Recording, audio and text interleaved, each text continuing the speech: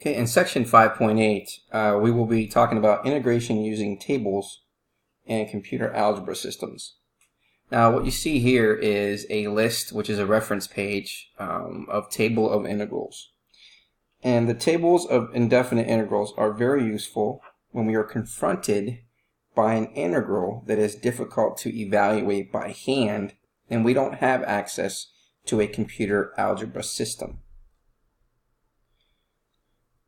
So, if we take a look at our first example here, it says use the table of integrals to evaluate the following. So this is a definite integral going from 0 to 2, x squared plus 12 over x squared plus 4 dx.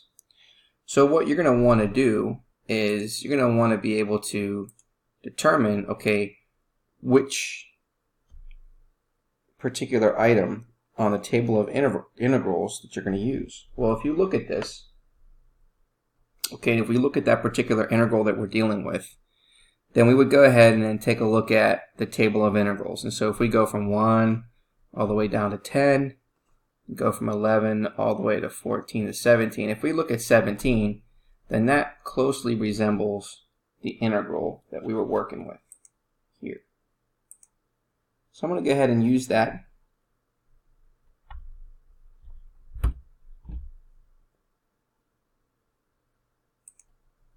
Which is number 17 here. I'm going to bring it over to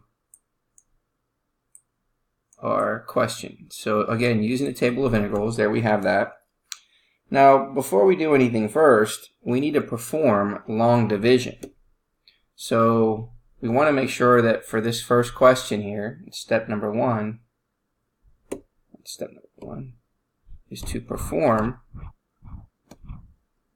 long division. So long division, so we're going to take x squared plus 4. We're going to divide that into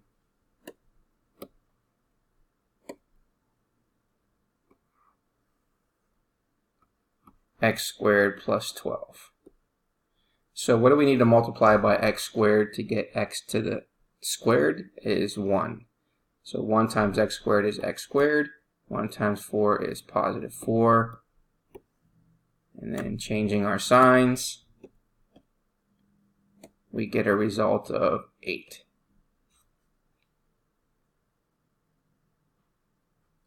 So therefore, our answer would equal 1 plus 8 all over x squared plus 4. So now that we have this as our division, now we can use that as our integral. So we're going to go ahead and then reestablish what our question was, which was going from 0 to 2, x squared plus 12 over x squared plus 4 dx. And now we know that we can rewrite it in terms of this division. So now we have 1 plus 8 over x squared plus 4 dx. So now we can then apply our antiderivative, and we know that this resembles this item number 17 in our table of integrals. And so now what we can do is we can now use that as our integration.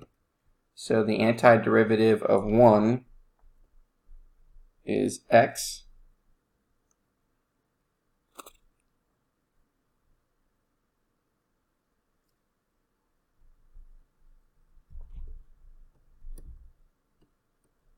plus we have a factor of 8 times 1 over 2 times the tangent inverse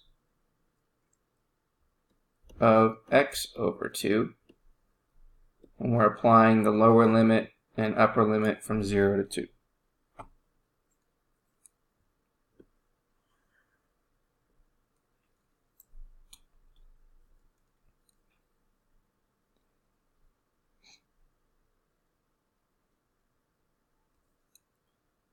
So after applying our upper and lower limits,